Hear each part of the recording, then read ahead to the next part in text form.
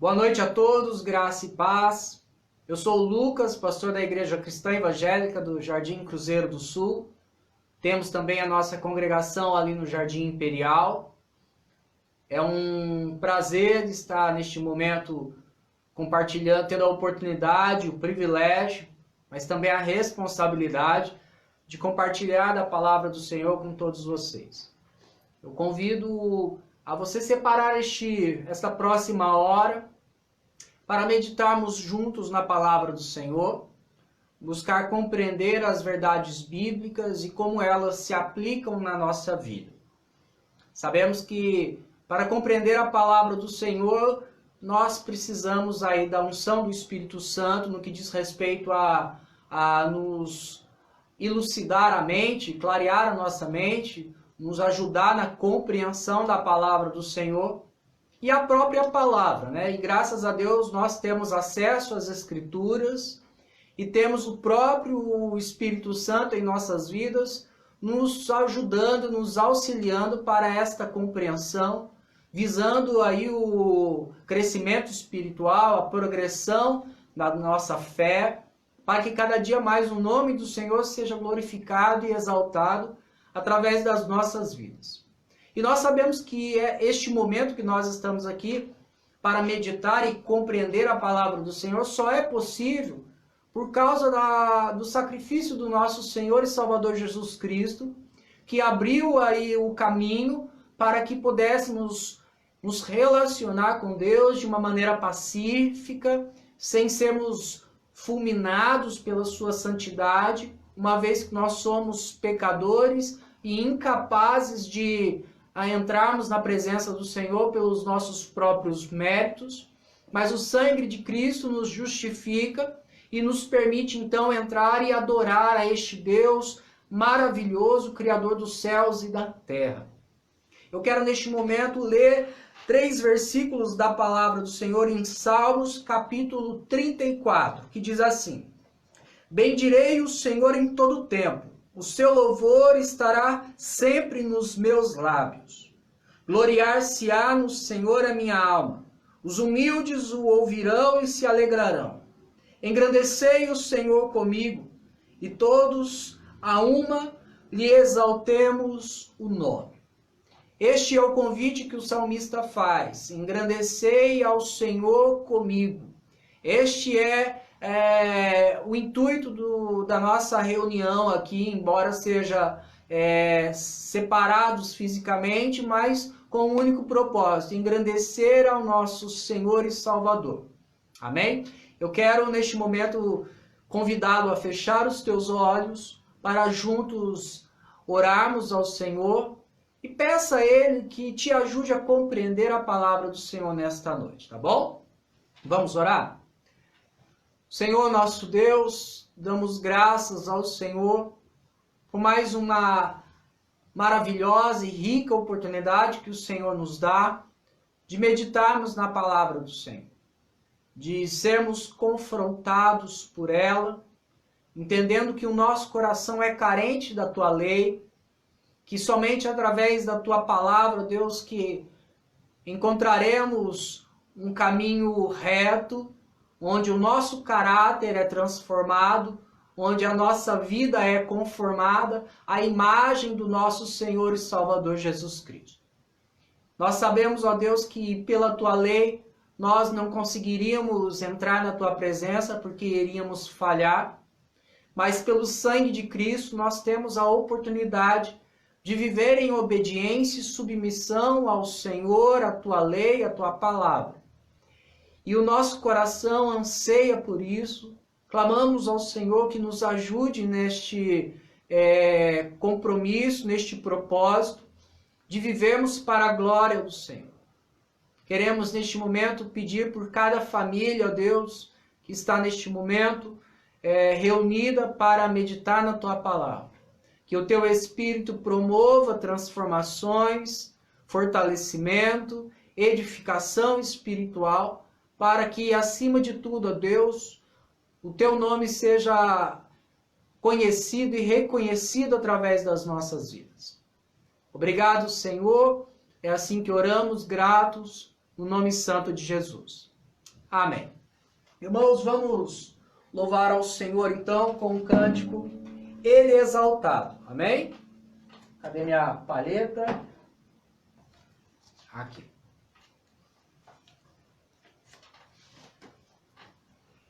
Ele é exaltado. Somente o Senhor é digno de ser exaltado, somente o Senhor é digno de ser adorado.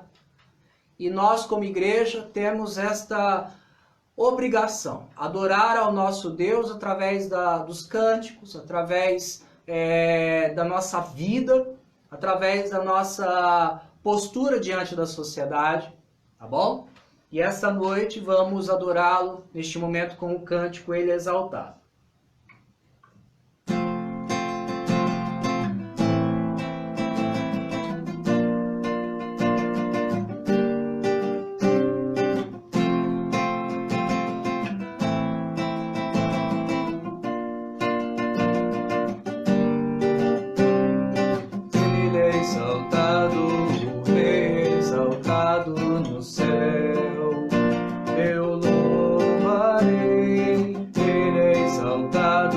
Sempre exaltando teu nome, louvarei. Ele é o Senhor, sua verdade vai sempre reinar. Terra e céu glorificam o seu santo nome. Exaltado, o Rei é exaltado no céu. Ele é exaltado, o Rei é exaltado no céu. Eu louvarei, Ele é exaltado para sempre, exaltado o seu nome.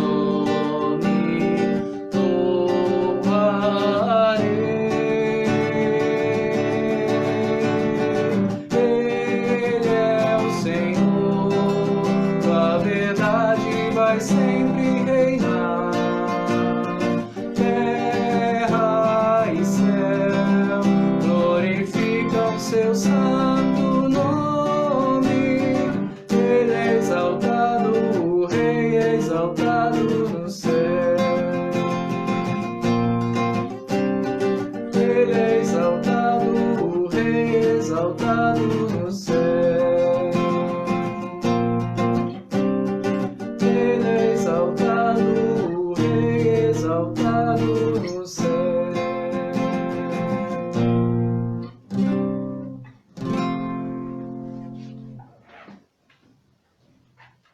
Ele é exaltado na terra e no céu. Amém? Irmãos, vamos lá então para João, capítulo 5. Vamos meditar na palavra do Senhor a partir do versículo 1 até o versículo 18. Mas só para a gente lembrar um pouco, para a gente entender geograficamente, lembra que Jesus está, ora ele desce para Jerusalém, ora ele vai para Galiléia. Eu estou falando descendo assim que eu estou imaginando o mapa, tá? Vamos imaginar, lembra aquele exemplo que eu dei do Rio de Janeiro e Paraná? E às vezes ele passava ali por meio de São Paulo, que seria mais ou menos Samaria, aquela região. Mas este era o circuito que Jesus mais fazia. Galiléia, Jerusalém. Galiléia, Jerusalém. A semana passada nós vimos que Jesus estava na Galiléia, mais precisamente ali em Caná, onde anteriormente ele havia feito o milagre da transformação de água em vinho. E naquela ocasião, agora, num outro momento, ele se depara com um oficial, um homem que estava com o seu filho enfermo, e ele pede para Jesus, olha, cura o meu filho, né? Porque ele já havia ouvido, a fama de Jesus já estava correndo aí pela Galiléia. Muitos haviam, nas festas judaicas, visto os sinais que Jesus estava fazendo lá em Jerusalém. Quando Jesus retorna de Jerusalém para Galiléia, a fama dele já estava correndo. Então este homem lá de Cafarnaum chega para Jesus e fala, olha, meu filho está lá em Cafarnaum, vamos lá comigo e faz alguma coisa por ele. E Jesus fala, olha, vai que o teu filho está bem. E este homem acredita na palavra do Senhor, de Jesus ali, e vai e se depara com o seu filho curado, e ele então testemunha a sua família dizendo, olha, neste mesmo horário que vocês me relataram que o meu filho melhorou, foi o mesmo horário que o Jesus, o homem Jesus lá, aquele mestre, e ele percebe então que Jesus era muito mais do que um doutor da lei, muito mais do que um mestre da lei. Era um homem usado por Deus, ungido pelo Senhor para realizar milagres, prodígios, sinais. E ele então testemunha a sua família e todos lá na sua casa creem.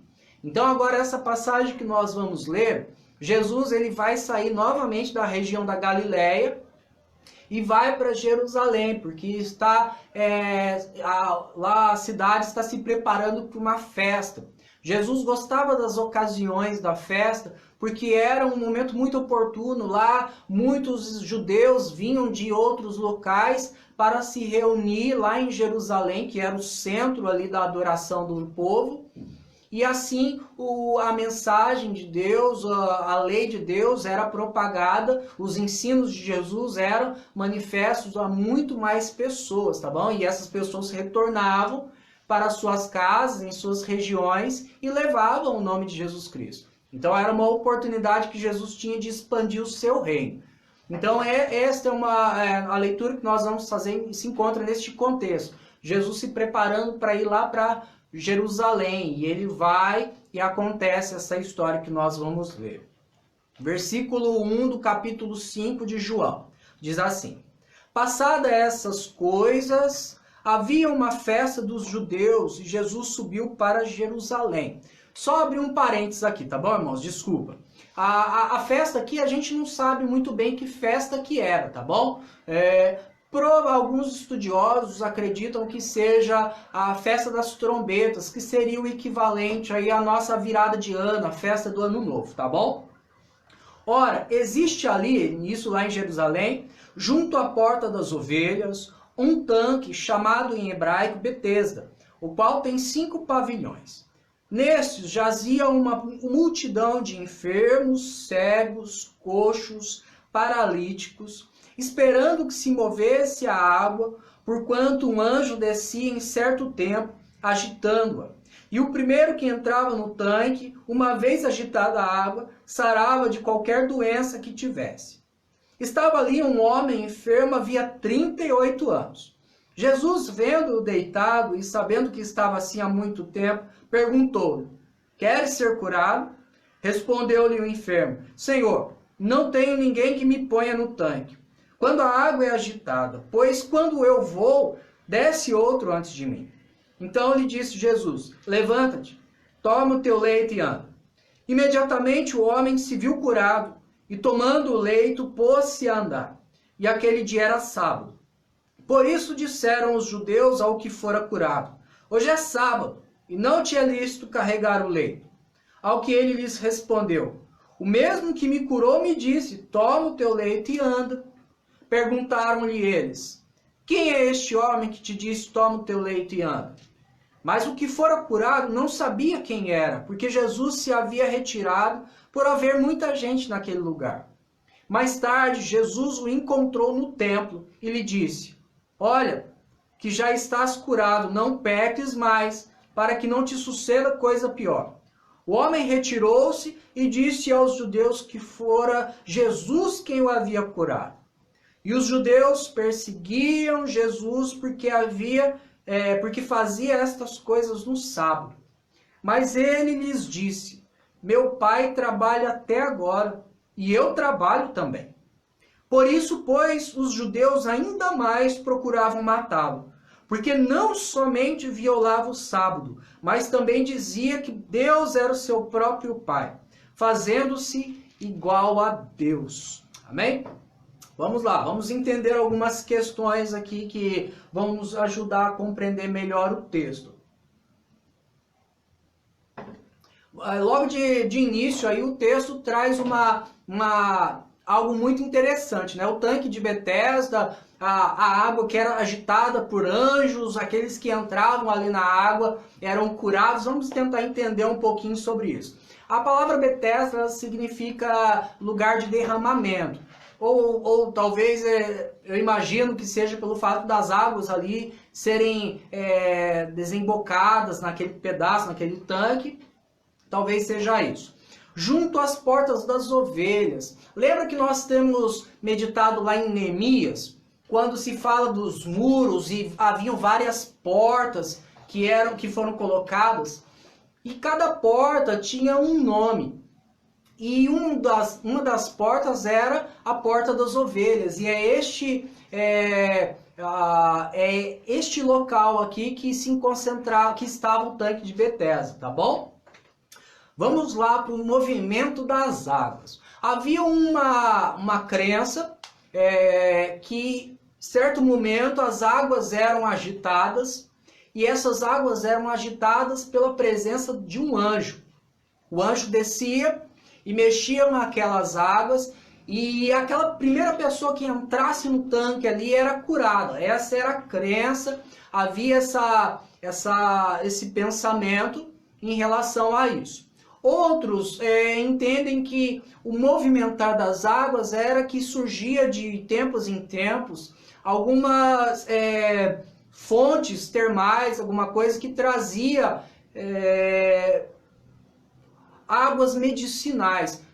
Eu nunca fui em Poços de Caldas, mas fala que lá tem várias fontes interessantes com certas propriedades, né, que nós não estamos habituados aqui na nossa região, tá bom? Mas há essas duas interpretações, uns que de fato havia um anjo e fazia a cura, e outros que eram manifestações de águas termais ali, águas medicinais, que traziam uma cura, um alívio para a pessoa, tá bom?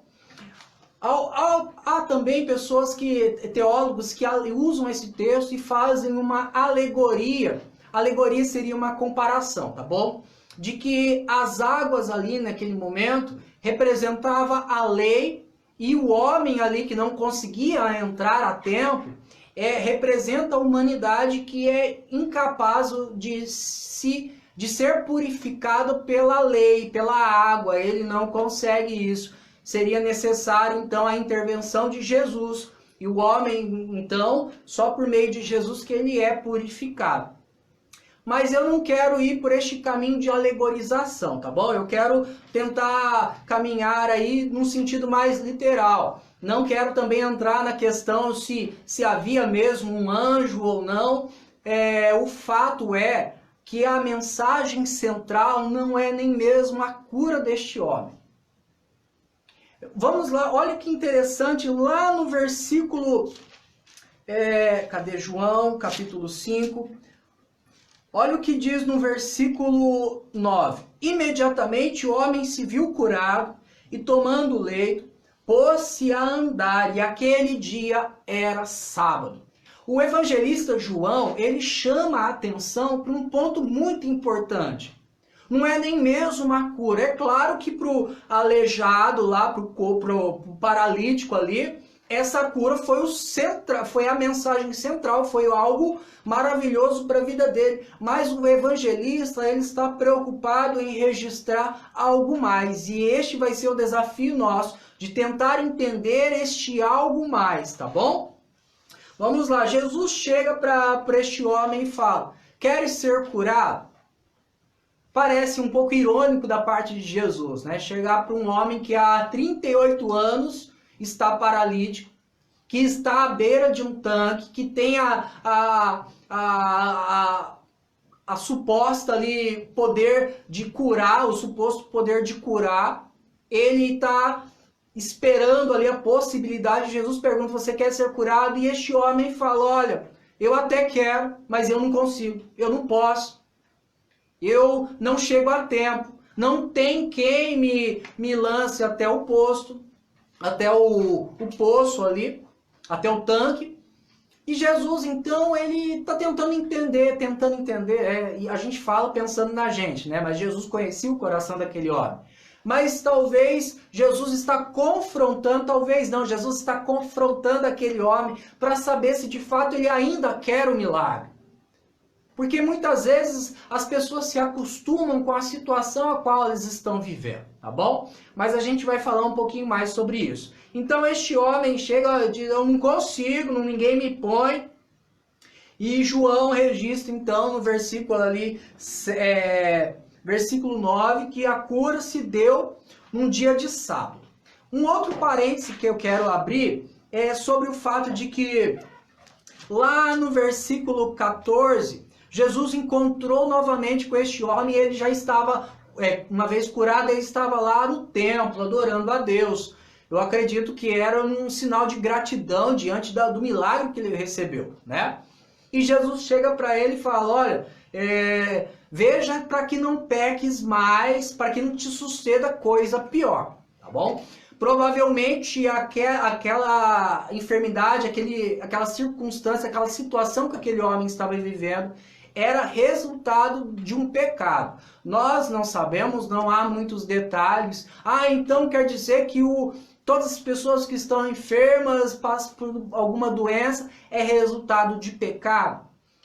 Vamos tentar ver de duas formas, sim e não. Se nós pensarmos que por conta do pecado lá no Jardim do Éden, houve essa degradação da humanidade, essa consequência de infortúnios por causa da desobediência e por isso veio a morte, os abrolhos da vida, então a gente pode pensar sim, a gente deve pensar sim, que todo esse mal que nós vivenciamos, seja enfermidade, seja corrupção, seja injustiça, é resultado do pecado lá no Jardim do Éden, no início da humanidade. Mas se nós pegarmos isoladamente uma pessoa e dizermos, você está nessa situação porque você está em pecado, porque você pecou e por isso você se encontra neste estado. Vamos lá para João, capítulo 9, no mesmo evangelho de João, tá bom? Olha o que Jesus fala para os seus discípulos quando eles encontram um cego de nascença. Lá no versículo 1 ao 3, tá bom? Caminhando Jesus, viu um homem cego de nascença. E os seus discípulos perguntaram, mestre, quem pecou? Este ou os seus pais para que nascesse cego? Percebe que já havia aí um entendimento de que alguém tinha pecado, ou os pais pecaram e o filho nasceu com problema, ou a pessoa pecou e, em consequência, veio a maldição da lei sobre a vida dele e ele está sofrendo por conta da sua desobediência. Mas olha o que Jesus respondeu. Nem ele pecou, nem seus pais, mas foi para que se manifestem nele as obras de Deus. Jesus está falando, olha, nem ele pecou, nem os pais, mas esta enfermidade é para que se manifeste a glória de Deus. E naquele contexto, Jesus cura aquele homem e o nome do Senhor é glorificado. O ministério de Jesus é promovido ali e as pessoas dão cada dia mais atenção aos ensinos de Jesus e glorificam a Deus, tá bom? Então é importante a gente entender isso, deixar claro que embora neste texto de João, capítulo 5, Jesus fala para que ele não peque, para que não aconteça coisa pior, não significa que ao pecarmos sofreremos enfermidades ou se alguém está doente, enfermo, é consequência de pecado. Nós podemos olhar para a situação da nossa vida para que o nome do Senhor seja glorificado de qualquer forma. Nós precisamos entender que até mesmo na morte o nome do Senhor é glorificado, tá bom? Então voltamos lá para João capítulo 5. Quando João, o evangelista, ele registra lá que o milagre se deu num dia de sábado, é porque ele vai começar agora a chamar o leitor chamar a atenção do leitor para um ponto muito interessante. Quando este homem é curado, ele sai carregando o seu leito, a sua cama, lá deve ter enrolado seu colchãozinho e estava caminhando. E alguns judeus, provavelmente os líderes religiosos, tá bom? Chegam para ele, ou até mesmo os judeus estavam muito com um sistema religioso na cabeça e chegam para aquele homem e falam, olha, não é lícito você carregar o seu leito num dia de sábado. Porque lá em Neemias capítulo 13 e Jeremias também capítulo 17, nós vamos ver que a orientação é que se fechem as portas para que não haja tráfego de produtos, né? Carregamento, essas coisas, né? Então não pode haver trabalho. Então essa é a orientação lá em Neemias e em Jeremias. E este homem está carregando o seu leito. Aqueles homens falam, não é lícito você carregar a sua cama. Né? Eles não estão preocupados ali com o que aconteceu. Aquele homem está errado de estar carregando. E este homem chega lá e fala, olha, o homem que me curou, o homem que fez o milagre, ele me mandou, ó, ele pega o seu leito e vai. Eu que não sou bobo nem nada, eu vou ficar ali parado. Aquele homem acabou de me curar e eu vou falar, não, eu vou ficar aqui porque eu já sabe, não, eu vou obedecer ele, né? E estes homens perguntaram, quem é ele? Ele falou, não vi, tinha muita gente, ele saiu e eu não o reconheci. E depois, mais na frente, quando este homem, o paralítico, que não mais é paralítico, está lá no templo adorando, Jesus encontra com ele e ele reconhece. E ele corre e ele vai para os judeus e diz, olha, foi aquele que me curou. Alguns entendem que este homem foi um dedo duro, né? Agiu com traição. Eu prefiro ver que este homem foi tomado ali por um espírito de gratidão e para dizer, olha, é aquele que cura, é aquele que faz milagres, é este o homem, olha, vocês precisam conhecer, tá bom? Mas a gente só faz conjecturas, tá bom? Então este homem chega para esses líderes, para esses judeus, e esses judeus vão até Jesus e falam, olha, como que você cura um homem no dia de sábado? Isso não é lícito. Vamos lá para Mateus capítulo 12, do versículo 11 ao 12. Mateus 12, do 11 ao 12. Olha o que diz. Cadê? Aqui. Ao que lhe respondeu, qual dentre vós, Jesus falando, qual dentre vós será o homem que, tendo uma ovelha num sábado, esta cair numa cova, não fará todo o esforço tirando-a dali? Ora, quanto mais vale um homem que uma ovelha. Logo é lícito num sábado fazer o bem. Não, Jesus não está respondendo neste contexto, mas Jesus já havia dado uma resposta para esta mesma pergunta. Olha, no sábado não se deve fazer isso. Jesus fala, vocês são hipócritas. Porque se vocês têm uma ovelha e esta cai num buraco, vocês vão lá salvá-la.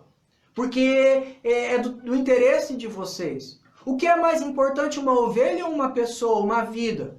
Eu curei esta vida, vocês estão olhando vocês estão tão preocupados com o sistema religioso, com a religiosidade de vocês e não estão percebendo o que aconteceu. Este homem acabou de ser curado, ele recebeu um milagre, coisa que vocês com seus sistemas não conseguem realizar, tá bom? E Jesus, numa outra situação, fala lá em Marcos capítulo 2, Jesus ele pega até mais pesado com esses homens que questionavam a postura de Jesus em fazer milagres, sinais no dia de sábado. Lá no versículo 23 até o 28. Ora, aconteceu atravessar Jesus em dia de sábado as searas e os discípulos ao passarem colhiam espigas. Advertiram o fariseu.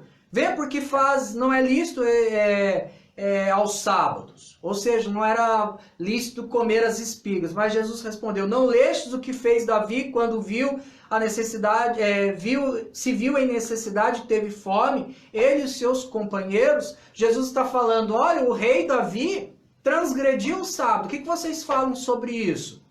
E Jesus acrescenta lá no versículo 27, o sábado não foi estabelecido por causa do homem. O sábado foi estabelecido por causa do homem. E não o homem por causa do sábado. Jesus está falando ali que o princípio é que o sábado, Deus instituiu o sábado para que o homem se beneficiasse como? Quais seriam os benefícios? Primeiro, entendesse que é necessário descansar. E segundo e o principal é que ele separasse um tempo para adorar a Deus, para meditar no Senhor. Nós sabemos hoje que o princípio do sábado se aplica todos os dias da nossa vida. Todos os dias nós temos que separar um momento, porque a nossa vida é uma constante adoração ao Senhor. Nós não adoramos mais no sábado apenas, nós não adoramos apenas no domingo. Nossa adoração é uma adoração constante, tá bom? E se a gente olhar lá no Mateus 23, 27, Jesus fala: vocês são sepulcros caiados, vocês são bonitos por fora, pregam aí uma religião bonita, bela, de santidade, mas vocês estão pouco se lixando com a justiça de Deus, se preocupando com os órfãos e as viúvas e os paralíticos, tá bom? E Jesus, o clímax dessa mensagem, o clímax deste trecho, é quando Jesus fala: como eu não vou trabalhar no sábado se o meu Pai trabalha no sábado? Jesus está falando, o próprio Deus que instituiu o sábado, que após 6 dias da criação ele descansou, continua trabalhando. Como eu, que sou filho dele, não vou descansar? Não vou trabalhar. Jesus ali confronta diretamente o princípio do sábado, dizendo, o próprio Deus trabalha, então quer dizer que Deus está transgredindo a própria lei que ele instituiu? Jesus está falando, olhem da perspectiva correta do que significa a lei de Deus. Qual é o princípio estabelecido? Vejam da perspectiva divina e não da perspectiva limitada, egocêntrica, hipócrita dos seus corações. E por isso eles já queriam perseguir Jesus. Mas quando Jesus fala, o meu Pai trabalha, eu também trabalho, eles entenderam claramente ali que Jesus se colocava como o filho direto do próprio Deus. E eles não apenas queriam perseguir Jesus e não deixar que os seus ensinos fossem para frente, mas eles queriam de uma maneira bem ferrenha matar Jesus. E nós vemos que futuramente a acusação lá no Sinédrio foi quando Jesus falou, olha, eu sou filho de Deus. E eles falaram, essa é a acusação que nós precisávamos, esta o testemunho, a acusação que nós precisávamos ter para te matar. Porque você se faz como um filho de Deus e isso é blasfêmia diante da lei, tá bom? Então nós estamos diante de um homem incapaz de mudar a sua vida, um paralítico. Por mais que ele tentasse, ele não conseguiria. Vemos um sistema religioso que não se compadece com a realidade daquele homem. Eles estão mais preocupados ali com os seus próprios sistemas religiosos, tá bom? E nós vemos Jesus aparecendo e mudando a realidade de um homem incapaz de mudar a sua situação. Então, diante disso, eu gostaria de meditar junto com os irmãos 3 verdades sobre a fé cristã. Num mundo onde se prega cada dia mais mentiras, nós estamos vendo aí a justiça se preocupando com as fake news. O Supremo Tribunal Federal está lá para julgar o que é fake news, o que não é, como condenar as pessoas que pregam, que ensinam mentiras, entre outras coisas. Não quero entrar neste mérito. O fato é que nós estamos mergulhados numa sociedade que mente cada dia mais, e as mentiras, as doutrinas da fé cristã estão sendo contaminadas por essas mentiras. E nós vamos meditar sobre 3 verdades que precisam estar latentes aí, bem claras diante de nós, para que a gente não caia nas mentiras que estão sendo ensinadas, tá bom? A primeira verdade sobre a fé cristã: o homem é incapaz de salvar-se a si mesmo. Aquele homem era incapaz de trazer cura, muito menos salvação à sua alma. Vamos imaginar aí as propostas humanistas. Olha o que tem entrado no meio da igreja. Você é capaz, eu sou capaz, eu sou valioso, eu tenho poder, se eu fizer isso, se eu fizer aquilo. Daí a pessoa começa a agir dessa forma. Não, eu sou capaz. Para que ler a Bíblia que te confronta, que confronta o pecado, se tem lá as caixinhas de promessa que te enaltecem, que te jogam para cima? Para que ler livros que te confrontam se você pode ler aí os livros de autoajuda dizendo, olha, você é vitorioso, você é capaz, você precisa pensar no seu valor, você precisa dar mais valor em si e tal. E a pessoa começa a se deixar levar por isso. Mas ela percebe que a paz em seu coração, os problemas à sua volta não estão sendo solucionados, porque o problema está lá no coração. E ela começa então a buscar uma outra alternativa. Peraí, eu entendo que eu sou capaz, mas não estou conseguindo resolver o meu problema. Então o problema está no outro. O outro não me coloca no tanque. Viu? Lembra aquele homem lá? Percebe que a vitimização é um problema que já está no coração do homem há muito tempo. A gente vê isso lá no Jardim do Éden, culpando o outro. E Jesus, e este homem está falando, olha, os outros, não tem ninguém que me coloque. Se tivesse alguém, se alguém se manifestasse aqui e me ajudasse. Então há essa vitimização. Eu percebo que por mais que eu tente, eu não consigo, então a única solução é colocar a culpa no outro. O problema é que chega uma hora que nem culpar o outro vai funcionar. Então a gente começa a se conformar, eu sou mesmo assim. Jesus, quando ele pergunta para o homem, você quer ser curado? Jesus está perguntando, você de fato deseja mudança na tua vida? Você de fato quer mudar a realidade da sua vida? Você quer muito mais do que se acomodar, se conformar com essa situação? E este homem então começa, e nós somos tentados a nos conformar com a nossa realidade, porque nós estamos olhando para nós. Nós precisamos entender que nós somos incapazes de mudar qualquer situação. Se nós olharmos a nossa vida da perspectiva do nosso coração, nós vamos colocar a culpa no outro, nós vamos nos conformar, em casos extremos nós vamos nos matar, ou matar as outras pessoas, vamos tomar medidas radicais, porque nós não estamos percebendo que o problema está em nós, nós somos incapazes de trazer qualquer mudança para a nossa vida. Problema familiar, problema conjugal, qualquer outra situação da nossa vida, nós não podemos mudar. Nós não temos competência, condições, poder em nossas mãos para mudar qualquer situação, tá bom? Agora vamos para a segunda verdade. A primeira verdade é que o homem é incapaz de salvar-se.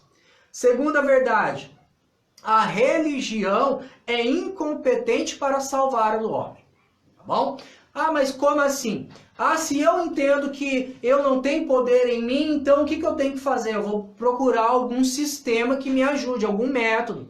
Eu vou para a igreja e eu vou seguir algumas orientações ritualísticas para eu encontrar esse benefício, essa cura, essa salvação que eu preciso, esse problema ser solucionado.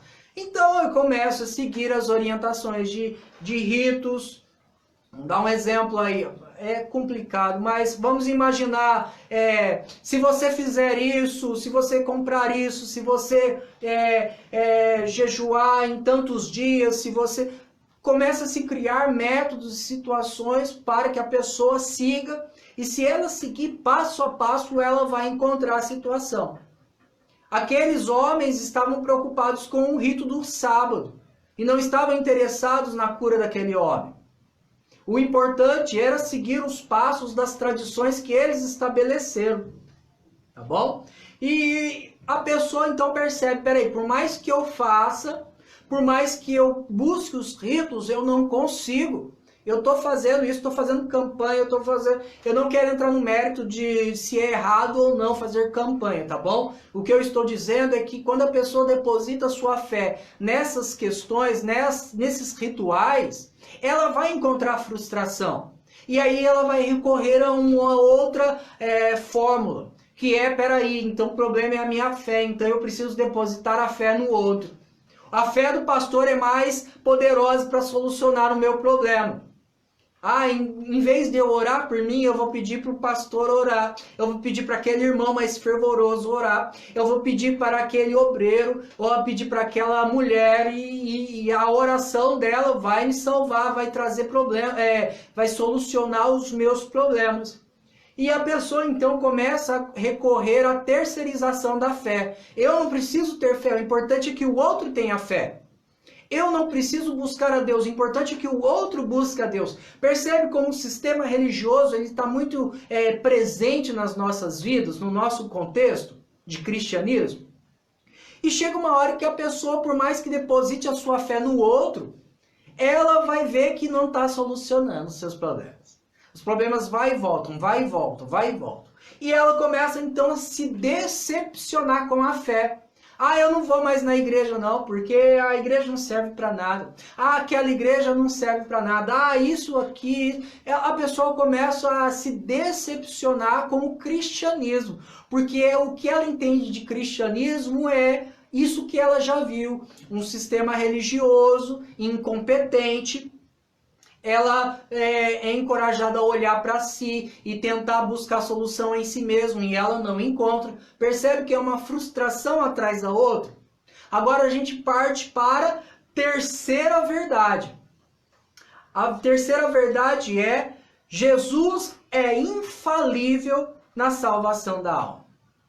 Jesus é a única solução. O que Jesus propõe, ele realiza e é eficaz. Jesus, ele chega para aquele homem e fala: você quer ser curado? Eu quero. Então, levanta e anda. Olha que eficácia, olha que maravilha. Então quer dizer que Jesus, ele é o único que pode fazer um milagre na minha vida? Sim. Qual milagre? A gente precisa partir do ponto inicial da fé cristã.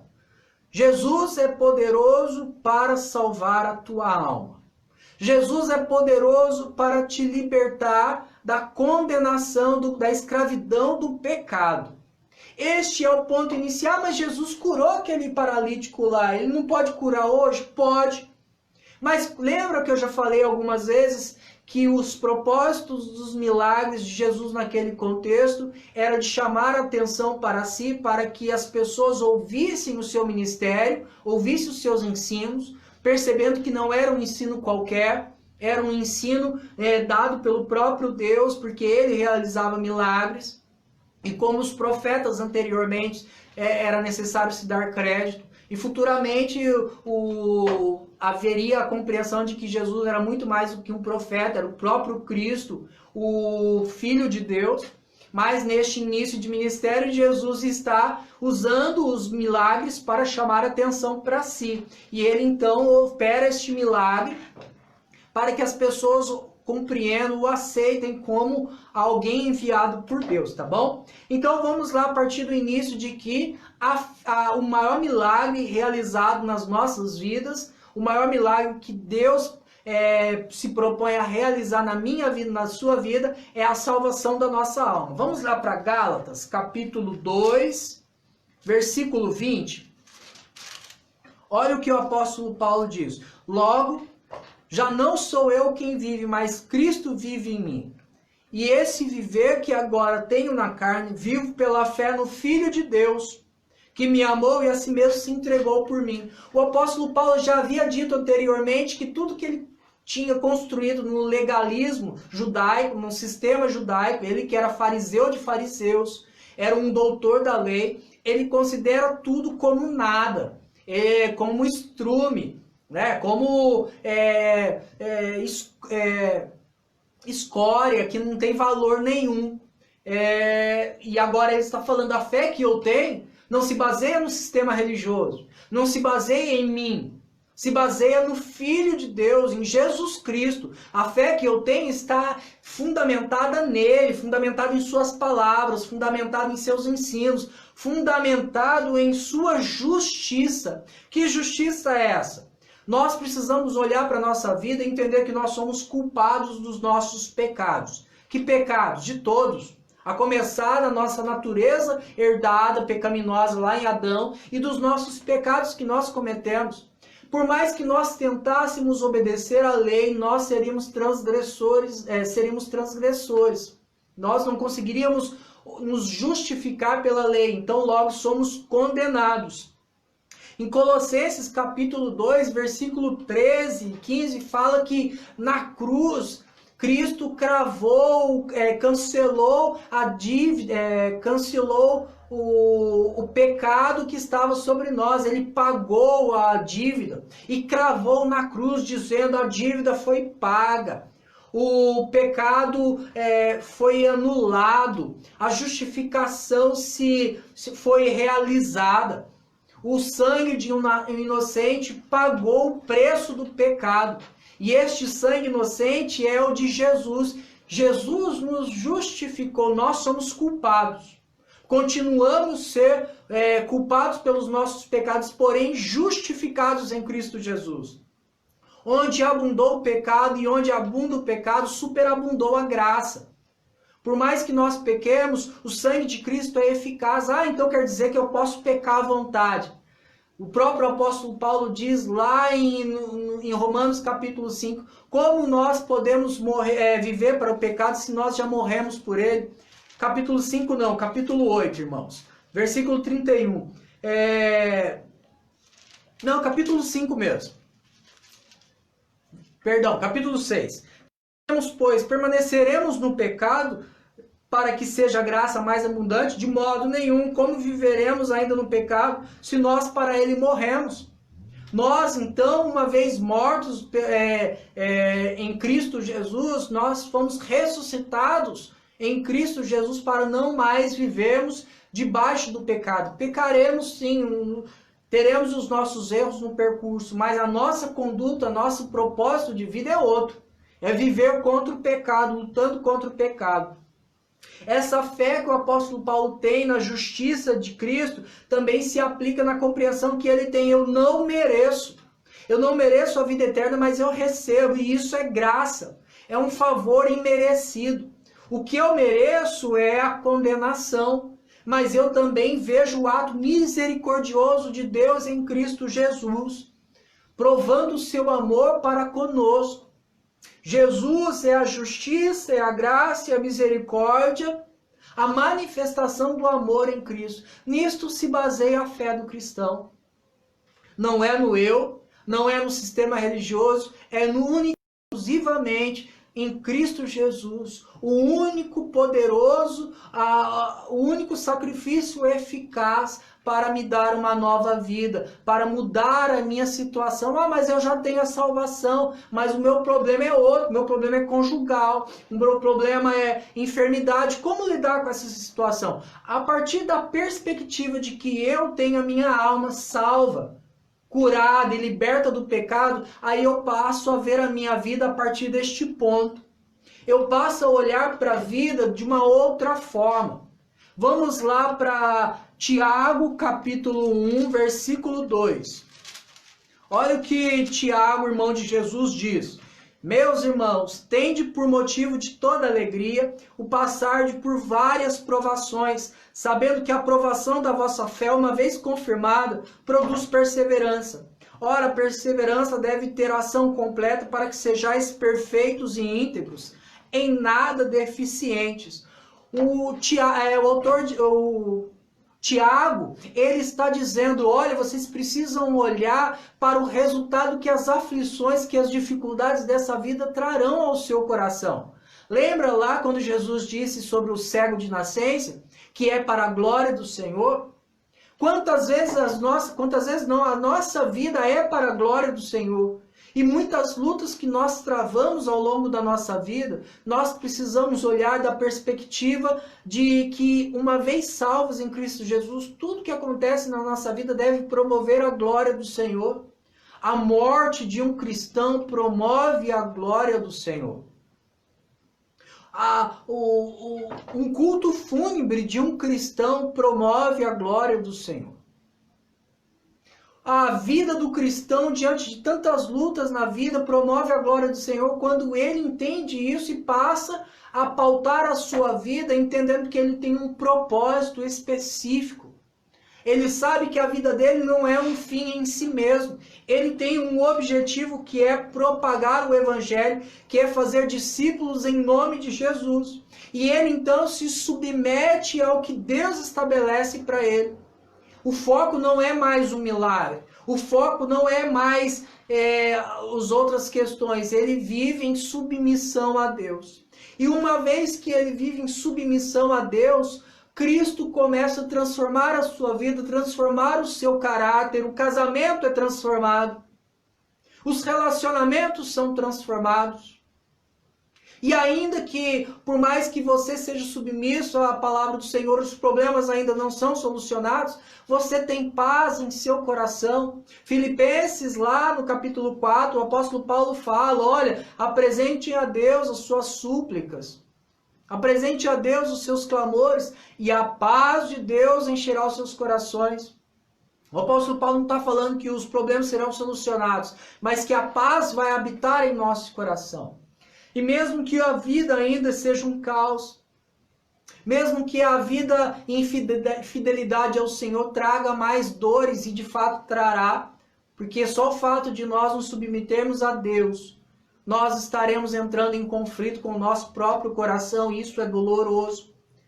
Mas o apóstolo Paulo está falando, olha, você vai ter paz se viver em submissão a Deus. E uma vez que nós vivemos em submissão e desfrutamos de paz, mesmo diante do caos da vida, nós vivemos em confiança, porque sabemos que Deus está cuidando de nós. Nós vimos no domingo à noite como o Neemias institui lá junto com os líderes religiosos, promove a festa dos tabernáculos, que representava um período de peregrinação no deserto, onde Deus cuidou do povo todo o tempo.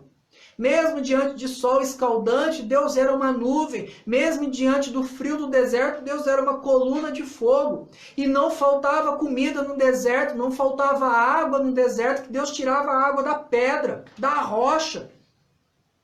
Em outras palavras, a paz de Deus enche o nosso coração, porque nós sabemos que Deus está cuidando das nossas vidas. Porque Cristo é a nossa rocha e Cristo sacia a nossa sede. Lembra na Samaritana, quando Jesus pede água para ela e ao mesmo tempo ele fala, eu sou poderoso para dar uma água a você que você nunca mais vai ter sede, uma água viva. Jesus é a água viva, o pão da vida. Jesus é a salvação da nossa alma e a solução dos conflitos do nosso coração.